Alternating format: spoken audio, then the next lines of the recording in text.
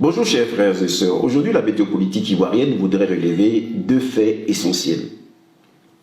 Le premier fait concerne Alassane Ouattara qui veut se servir du ministre Charles Blé Goudé pour fuir la Cour pénale internationale. Le deuxième point concerne la position du PPACI, du président Laurent Gbagbo, concernant la marche d'aujourd'hui, la marche relative à la cherté de la vie. Le ministre Charles Blé Goudé a accordé une interview à RFI pour annoncer son arrivée, pour dire pratiquement sa position sur certains points. Mais à l'écouter, nous nous rendons compte que nous avons affaire à quelqu'un qui est pris en otage. Pourquoi? Eh bien, l'interview ressemble à une version moderne de l'esclavage. Autrefois, lorsqu'on prenait les esclaves qui cherchaient à s'enfuir, on les fouettait et on leur demandait s'ils avaient compris la leçon. S'ils n'étaient plus prêts à recommencer. Et les esclaves disaient oui. Lorsque nous écoutons ici l'interview du ministre Blé Goudé, Charles Blé Goudé, eh bien, c'est pareil. Pourquoi? Parce que le journaliste lui demande est-ce qu'il a la garantie qu'il ne fera pas la prison? Et lui, il dit oui. On lui demande est-ce qu'il va changer pratiquement? Il dit oui, qu'avant il était jeune, pratiquement il ne savait pas ce qu'il faisait, mais il ne va plus tenir les mêmes discours qu'il tenait avant. Il ne sera plus impétueux. Donc, ici, en conclusion, Blé Goudé, le ministre Blé Goudé, se démarque du président Laurent Gbagbo. Donc, il faut que dans votre esprit, cela soit clair. Celui qui suit le ministre Charles Blé Goudé doit savoir où il le conduit. C'est une personne qui a peur d'être emprisonnée. Pourquoi? Nous allons le voir après l'avoir écouté lui-même. Écoutez, vous avez été condamné par la justice ivoirienne à 20 ans de prison. Est-ce que vous avez eu l'assurance écrite des autorités ivoiriennes que vous n'irez pas en prison? Écoutez, on peut même vous écrire l'assurance. On peut vous donner tous les documents que vous voulez. Et puis à l'arrivée, on peut vous arrêter. Mais ce n'est pas de cela qu'il s'agit aujourd'hui. Les autorités ivoiriennes sont dans une logique de tourner cette page-là et d'apaiser la situation sociopolitique. C'est dans ce cadre-là que le chef de l'État a autorisé que je rentre en Côte d'Ivoire en homme libre. Et je respecte les institutions de mon pays. Et je suis à la disposition des autorités. Mais je crois qu'en rentrant en Côte d'Ivoire, c'est un pas qui est encore posé. Et cette étape-là, c'est de tourner la page de la crise ivoirienne. C'est dans ce contexte-là que je rentre en Côte d'Ivoire. Oui, donc vous avez un accord tacite des autorités ivoiriennes pour que vous n'alliez pas en prison à votre retour. En tout cas, tel que les choses se passent, et de ce que je sais, il n'est pas question d'emprisonnement. Le président de la République, en me demandant de rentrer en Côte d'Ivoire, n'est pas du tout dans cette logique. D'autres personnalités avant moi sont rentrées et pourtant étaient condamnées à 20 ans. Et ces personnalités jouissent aujourd'hui de leur liberté en Côte d'Ivoire. Et c'est certainement la même chose pour moi. Vous pensez bien sûr à Laurent Gbagbo. Sur le plan juridique, Charles Blé Goudé, est-ce que vous souhaitez une grâce présidentielle ou une amnistie? Je ne suis pas pressé d'aborder cette question. Le plus important pour le moment, ce n'est pas ma personne. Les Ivoiriens sont morts. Nous allons parler de tout cela. Et enfin, on parlera de moi. Entre Laurent... Alors, vous écoutez ici quelqu'un donc à qui l'on répète à chaque fois tu vas faire la prison. Tu vas faire la prison pour tout simplifier. On lui dit si tu refuses de faire ce qu'on te demande de faire, eh bien, tu feras la prison.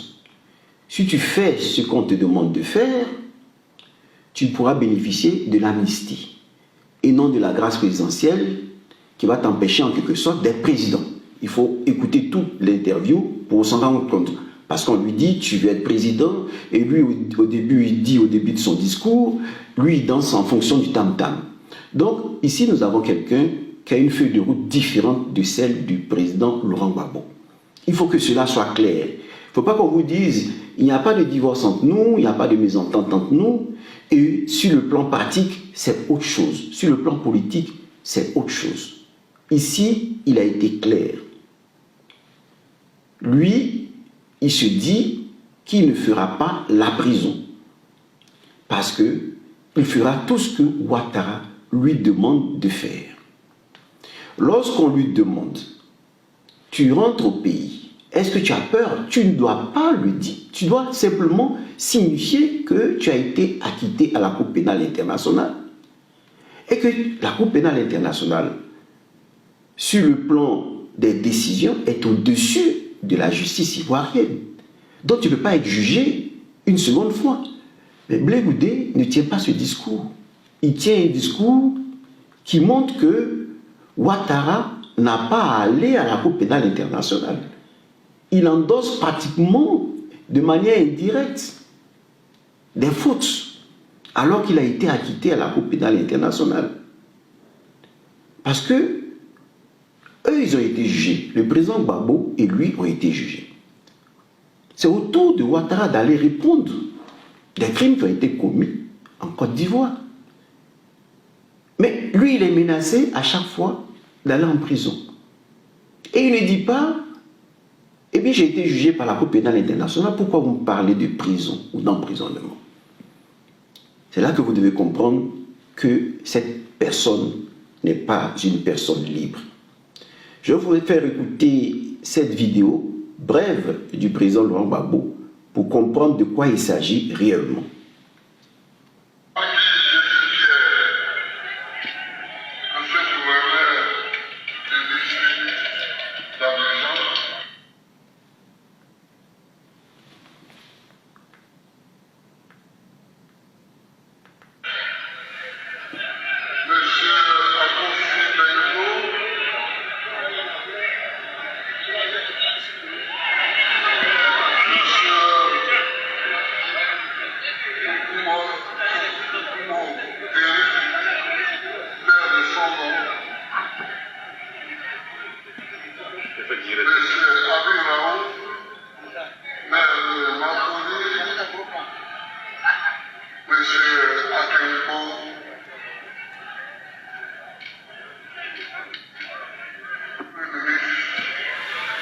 Alors je voudrais m'arrêter là.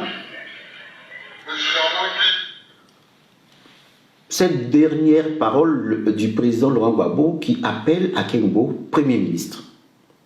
Ça vous semble banal, mais c'est là que se situe toute la lutte du président Laurent Gbagbo. Lorsque Louis Charles Blé Goudé est allé prendre son passeport, il a signé Charles Blé Goudé, il n'a pas signé ministre. Mais si vous voyez à Songo Amban que le président Laurent Gbagbo appelle Akeungbo Premier ministre, c'est pour signifier que lui, il reconnaît son gouvernement en 2011 et qu'il a subi un coup d'État militaire et constitutionnel. Constitutionnel parce que c'est à la Cour constitutionnelle que revient le droit, l'autorisation de proclamer des résultats et non à la CEI ou à la communauté internationale. Et maintenant qu'il a été acquitté, il pose toujours la question suivante: qui a gagné les élections? C'est-à-dire quel gouvernement est légitime, a été légitime, disons, est légitime en 2011. Et ce gouvernement légitime, c'est celui du Premier ministre Akeungbo. Et aujourd'hui, le président Laurent Gbagbo est en train de travailler discrètement parce que Ouattara doit aller aussi s'expliquer à la Cour pénale internationale. Et voilà que arrive Charles Blé Goudé et nous dit qu'on doit tourner la page parce que Ouattara veut l'utiliser pour ne pas aller à la CPI. Donc il va venir rencontrer des personnalités politiques et danser en fonction du tam-tam. Donc sa feuille de route change alors que la feuille de route du président Laurent Gbagbo est la même. Il dit, même en prison, il va dire qu'il n'est pas d'accord. Et donc, le combat pour lui se poursuit jusqu'à la victoire finale. Pendant que le Michel de Goudé change déjà sa feuille de route. Voilà ce que vous devez comprendre. Il nous dit qu'il n'y a aucun problème entre le président Gbagbo et lui. Mais un problème de fond existe. Lui, il a choisi de soutenir Alassane Ouattara pour ne plus que son camp aille en prison. Il assume, il endosse pratiquement certaines responsabilités après avoir été jugé et acquitté. On lui demande, est-ce que tu vas continuer d'agir de cette manière? Et nous voyons la version moderne de l'esclavage. L'esclave qu'on frappe, auquel on demande, tu vas changer? Oui, je vais changer. Tu vas changer des discours? Oui, je vais changer des discours. C'est ce qui se passe. Parce qu'on met la prison et il change de discours. Voilà ce que je voulais dire avant l'arrivée de Michel Begoudé. Il faut que nous sachions que celui qui va le suivre suit quelqu'un qui est pris en otage par Ouattara. Il n'est pas libre de ses décisions. Tout ce qu'il dit est conditionné. Alors que le président Laurent Gbagbo sait où il va. Il défend son premier gouvernement. Et il continue jusqu'à la victoire finale. Maintenant, parler du ministre Rodel et de l'intervention du secrétaire général d'Amana Picas est important. Pourquoi? Parce qu'il faut que nous comprenions, comme l'a dit le secrétaire général, que la société civile se bat pour le bien-être des populations. Mais le parti politique se bat pour conquérir au-delà de tout le pouvoir politique, pour rendre notre vie meilleure. Alors, qu'est-ce qui se passe ici? Si le président Laurent Gbagbo se met à la tête de cette marche contre la cherté de la vie, cela veut dire tout simplement sur le plan politique qu'il veut se servir de cette marche pour conquérir le pouvoir d'État. Alors la marche devient politique et elle met en danger tout le monde. Parce que nous savons que nous avons devant des violents qui vont vouloir réprimer la foule parce qu'elle veut conquérir le pouvoir politique. Donc il ne faut pas que le ministre Rodel soit étonné. Il est assez futé, assez intelligent pour comprendre la position du président Laurent Gbagbo qui lui dit qu'il ne se retrouve pas à la tête de cette marche. Simplement pour ne pas qu'il y ait de confusion entre la conquête du pouvoir politique et la conquête du bien-être matériel. Voilà ce que j'avais à dire et vous faire comprendre que le Michel Begoudé est venu effectivement dans cette ambiance, dans ce contexte, pour faire en sorte que les populations n'arrivent pas, à demander à Ouattara des comptes réels. Parce qu'il faut qu'il vienne les amadouer. C'est ce qu'il a commencé dans son interview, pour sauver sa peau. Alors ici, il s'agit de savoir s'il faut sauver la peau du Michel Begoudé ou sauver la peau de tous les Ivoiriens. Le président Laurent Gbagbo dit, lui, il continue sa route, même en prison, il continue. Le Michel Begoudé dit qu'il tient à sauver sa peau et qu'il ne continue plus le combat avec nous. Parce qu'il danse au rythme des battements du tambour d'Alassane Ouattara. Merci.